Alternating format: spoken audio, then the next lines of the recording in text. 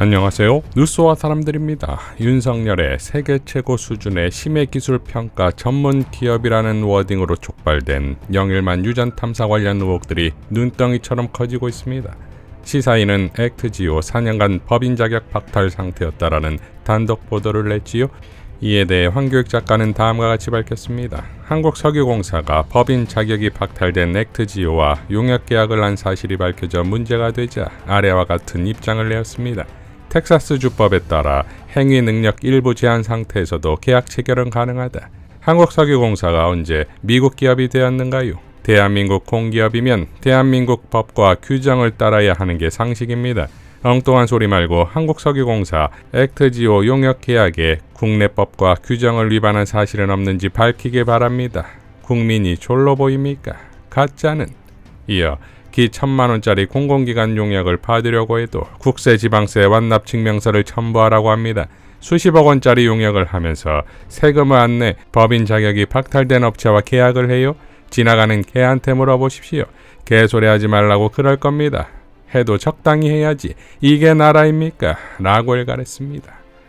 이현주 의원도 다음과 같이 밝혔지요. 4년간 체납을 확인했지만 계약은 문제 없었다? 이게 무슨 헛소리인가? 체납되어 자격 취소된 법인이 석유공사가 준 돈으로 체납을 해결하고 자격이 살아난 모양. 액트지오는 여러 회사랑 계약을 했다는데 어째 세금도 못 냈으며 어째 매출이 3천만 원밖에 안 되었나? 가이아나 유전 등 쟁쟁한 프로젝트에 참여했다는 포트폴리오는 어찌 된 일인가? 전혀 설명이 안 된다. 국회에서 관련 자료를 제출받아 검토해봐야겠다. 석유공사는 4년간 세금도 못 낸 회사를 뭘 믿고 수천, 수조를 투입해서 이를 추진하려는가?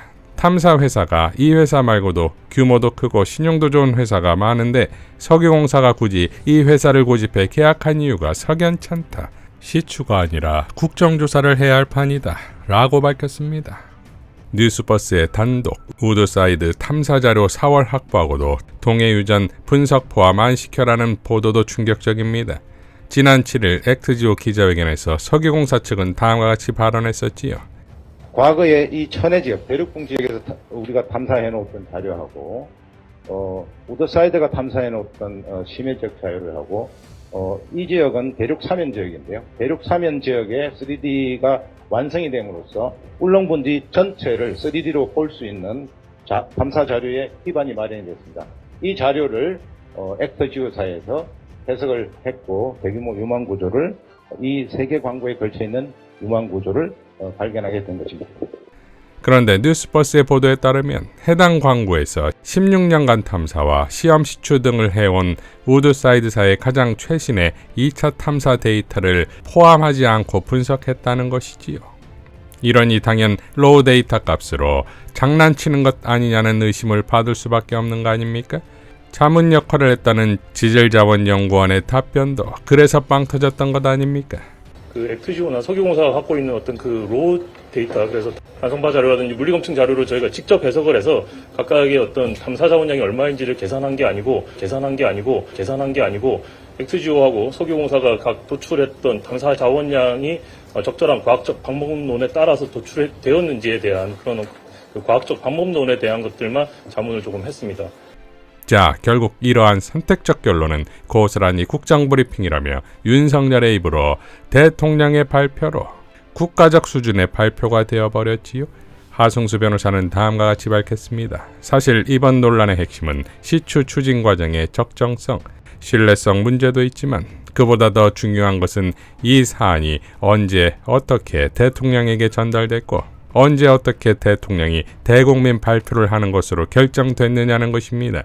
이것은 국가의 의사결정 시스템과 관련된 문제이기 때문입니다. 여기에 대해서는 대통령실이 답을 해야 합니다. 이와 관련해서도 정보공개 청구를 이어갈 예정입니다. 라고 밝혔습니다. 자, 이렇게 비상식적인 과정들이 펼쳐지니 당연 자원외교 슈킹이 소환되는 거 아닙니까? 윤석열 탄핵과 김건희 구속을 위한 이채 양명주 집회에서 송영길 대표는 다음과 같이 포효했지요. 탄화수소가 발견이 안 된 게 아쉽다. 가능성이 있다. 근데 20%다 가능성이. 될지 안 될지 모르겠다. 140억 배럴이 아니라 적게는 35억 배럴이 나오는데 최소 35억 배럴에서 최대가 140억 배럴이다 이렇게 말했잖아요. 이거를 대통령이 나와가지고 아프리카 정상회의에다가 막 스톱에서 뛰어나와서 그거를 국정 브리핑을 해야 될 사안입니까? 지금 정말 이게 뭐 이게 주가 조작 그 김건희 씨한테 배운 겁니까? 이거 뭘 조작하는 것을? 부부가 정말 경제 공동체 일심동체입니까? 이거 정말 안타깝습니다.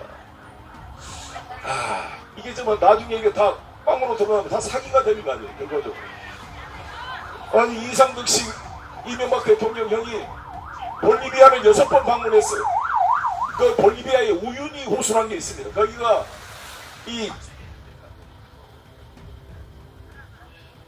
거기서 우리 연료 전지에 관련된 그 히토리움 물질을 다 개발권을 획득했다고 얼마나 뻥을 튀겼습니까? 캐나다 하디스트 유전, 물밖에 안 난 걸 유전이라고 우리 석유공사가요 4조에서 5조를 투입했다고 손해를 봤어요. 또 이런 사기극에 속아서 되겠습니까? 주변기 서울대 경제학부 교수도 다음과 같이 밝혔습니다. 떴다방 자원 탐사 기업의 비즈니스 모델. 전 세계 150개가 넘는 민주주의가 발달하지 못하고 언론도 변변치 못한 나라 독재자의 부정축제를 돕거나 정치적 리스크를 해소하기 위해 자원 뻥튀기 희망을 만들고 그 독재자와 함께 그 나라 국부를 약탈하는 비즈니스 모델. 천문학적 수익 큰 거 한 방을 노리는 이런 기업이 얼마나 많겠는가. 자원, 군사장비, 식량의 글로벌 마켓에 이런 회사가 득실되고 심지어 유명한 금융투자나 중개회사들도 가끔씩 이런 사악한 비즈니스를 하다 들키기도 한다. 이명박 자원 외교로 수십조 날리고 또 이런 일이 반복되는 게 아닌가 하는 걱정이 앞선다. 이 나라 민주주의가 얼마나 미성숙한가를 보여주는 사건. 이런 회사의 기자회견이라니 참 한심할 뿐이다. 이 나라 언론의 수준을 말해준다. 에너지 전환 시대에 대비할 돈도 부족한 나라가 이런 까마득한 가능성에 수천 수조를 쓸 수 있는지 참 걱정이다. 라고 밝혔습니다. 전호영 역사학자도 다음과 같이 밝혔지요. 동해 석유 부전 가능성 20%라는 주장의 근거를 제공한 액트지오사가 한국석유공사의 분석 의뢰를 받은 시점에 법인 자격 박탈 상태였다는 사실이 시사인 취재 결과 밝혀졌습니다. 이쯤 되면 석유 부전 가능성 20%라는 말도 믿을 수 없습니다. 이제 문제는 한국석유공사가 액트지오사를 세계 최고 수준의 회사로 판단한 이유를 밝히는 일일 겁니다. 누군가의 근거 없는 주장이 속은 것인지 아니면 일부러 속기로 작정을 한 것인지 이명박 정권 때 한국석유공사는 캐나다에서 우물 구실밖에 못하는 폐유전을 4조 5천억 원에 샀던 전력이 있습니다. 라고 밝혔습니다. 자, 그렇다면 이런 슈킹을 기획한 자는 누구이며 또한 이런 부실하고 비정상적인 내막이 있음에도 월요일 아침부터 술이 덜 깬 표정과 인상으로 아프리카 정상회담을 하는 와중에 브리핑룸을 찾아 원고를 낭독하게 한 기획자는 또 누구냐 이거지요. 김상수 작가는 다음과 같이 밝혔습니다. 양평고속도로 노선 변경을 김건일과 땅이 있는 곳으로 졸속 결정한다. 양평고속도로 노선 변경 문건 최초 작성자는 국토부가 아닌 의문의 업체 직원이었다. 세계적 규모의 에너지 기업 우드사이드가 한국석유공사와 50대 50 공동개발 참여, 동해 석유 15년 훑었지만 유망성 없다. 2023년 1월 미래가치가 없다며 떠난 우드사이드 직후 2023년 2월 한국석유공사가 탐사 컨설팅 업체 액트지오의 자원 매장 가능성 평가를 노래 전해 연도 매출 한국돈 3,700만 원 회사 액트지오는 한국석유공사가 70억 원을 주고 데이터 분석을 맡긴 2023년 2월 액트지오는 법인 자격 박탈 상태였다. 시사인의 기사다. 기사 그대로라면 윤석열과 액트지오가 어떤 연유로 연결될 수 있었는가를 캐들어가야 할 것이다. 라고 밝혔습니다. 남기창 언론인도 다음과 같이 밝혔지요. 파봐야 한다. 경이 설레발을 쳤대지만 결국은 천문학적인 예산을 발라가며 파봐야 할 수 있다는 겁니다만 파면 팔수록 의혹이 눈덩이처럼 불어나니 용산과 산업부, 석유공사, 액트지오 그리고 배후는 누군지부터 파봐야 할 것 같습니다. 영일만 앞바다를 파기에 앞서 게이트급으로 확대될지도 모를 산유국의 꿈 파보면 밝혀집니다. 진짜 더 근본적인 문제는 대통이라 불리는 경의 말은 무엇이든 믿을 수 없다는 데 있겠지요. 라고 일갈했습니다. 자, 이제 국회의 시간이지요. 윤석열 정권의 온갖 비리 의혹들을 다 쳐다내야 할 국회의 시간이다 이겁니다. 민주당 산자위 내정위원들의 기자회견으로 마무리하겠습니다. 제22대 국회 더불어민주당 산자위 내정 국회의원 일동은 윤석열 대통령과 대통령실, 정부 그리고 국민의힘에 대해 다음과 같이 강력히 요구한다.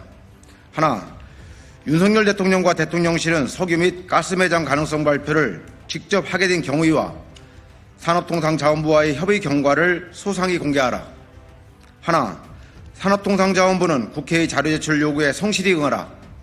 계속된 자료 거부가 이어진다면 국회 상임위 차원이 아닌 더불어민주당 차원의 대응이 이루어질 것을 강력 경고한다.